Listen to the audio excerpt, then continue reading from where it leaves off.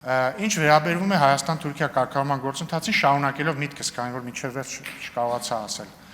Հաջորդ կարևոր պայմանավորվածությունը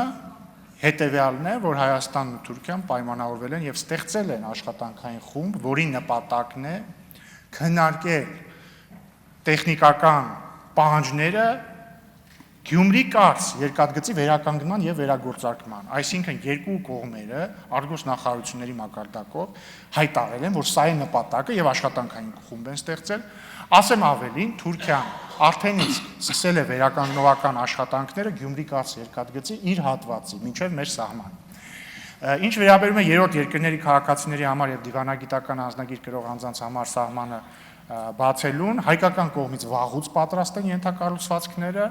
թուրքական կողմն էլ վերջերս է ավարտել իր կողմից ենթակառուցվածքների վերանորոգումը, վերականգնումը եւ մենք սպասում ենք պայմանավորվածության իրագործմանը։